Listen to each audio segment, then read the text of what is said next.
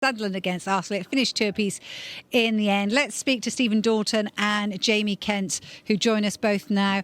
Stephen, I'm going to start with you. What did that game feel like to watch? Do you feel at 2-2 a good result in the end for you guys? It's a tremendous result.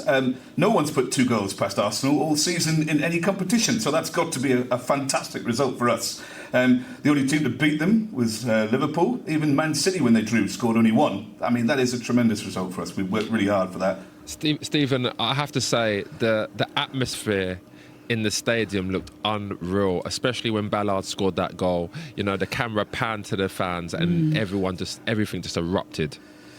It's like that almost every game. The crowd are really, really behind the team, and there's a really good connection with the fans and the players. And the motto, ever since the playoffs last season, has been till the end. And yet again, I think that's the 6th goal we've scored in the last quarter of Premier League games this season. That's got to be more than anybody else. Tremendous stuff. Every time it's like that. Can't switch off. Jamie, how are you feeling tonight? I mean, you don't look too happy, but Jamie's looking like me. No, look, it's one of those things. Credit to Sunderland, they were brilliant. Yeah. The first half, we didn't deserve anything. We did then, second half, come back and play really, really well. We got our second, kind of went, oh, that'll do. Yeah. It would never do. Not in this league. And there's a few complaints about VAR for the equaliser. Not a chance. Not a chance. Get over it. It's a great finish. It's, for me, weak from Gabriel. Should be stronger. Raya could do a bit better as well, but credit where it's due. Sunderland deserved it. Let's not take anything away from them. They were brilliant. Jamie, why do you think that is? Because obviously, I mean, Trossard scores a fantastic goal. You know, everyone's buzzing, everyone's jubilant. Like you said there, it wasn't a great performance, but that's because of how well Sunderland played. They stuck to their game plan. But it's results like this that have cost Arsenal in the past. 100%. And look, we had chances as well. We had hit the bar of Zubimendi. Eze had a few volleys that were saved. Right at the end, it was a great save from the goalkeeper. And then Dan Ballard, my word, what a block. That was cliche Terry Butcher-style defending, just get anything in the way. And he's done so well. And he's so good today, Dan Ballard. And those are the sort of points that keep Sunderland up and will also keep Arsenal wondering, was that the game? But look, it's a long way to go. And on paper, it's not that bad. It's a tough place to go. They beat Chelsea 2 weeks ago at Stamford Bridge. It's going to be a tough place. And tomorrow, Liverpool playing City, if that's a draw as well, we're as we were. So it's not be all and end all so far. Stephen, I want you to have a right to reply there because you were chuckling there at the, staying up. I mean, you've got to be. What are your aims for this season? Stephen wants Champions League football. Yeah. Of course I do. Why not? The last time Arsenal and Sunderland contested a fixture when both of them were in the top 4 was 1935, and the England captain played for us then. So I think, why not?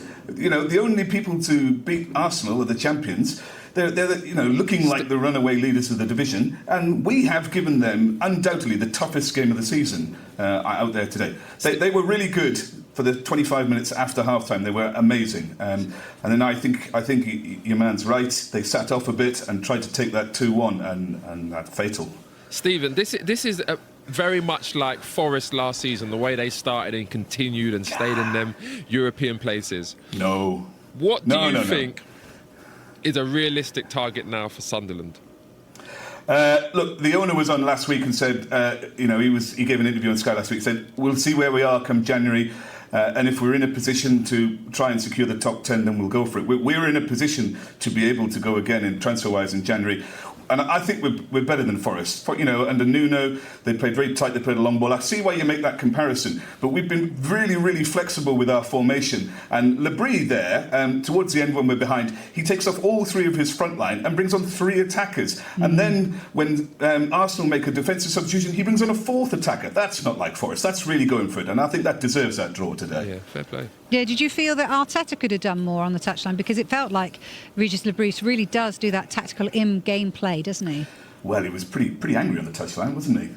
Jamie, what do you think? To be fair to look, squad-wise, we've got a great squad. We've got no injuries going forward. So we had a lot of defenders on the bench. So if we got a third, we might have saw maybe a back 6. But in attack, we had Wanyeri. That's really all we might have saw. Maybe Dalman.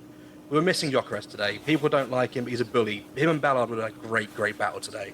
Nothing against Moreno, but you definitely fill in the gap a little bit. Would you have liked? Go on. Sorry, Jamie. Just quickly, would you have liked to see like Nwaneri maybe play as a false 9 because he's got speed, he can dribble, he can score. Yes and no. I feel with these sort of games, with Ballard especially in the back three they've got at Sunderland, you need a Moreno type. Just a big figure there, not to do anything per se, but just be there. So if it Havertz, for example, or Gyökeres, would have been a bit better. But I feel if we had had Nwaneri drop here and Trossard drop deeper, their back three sits even stronger and go on him, get through us. We wouldn't get through them. Got plans? Cancel them. Sky Sports' big weekend is here. Upgrade to Sky Sports now for only £20 extra a month.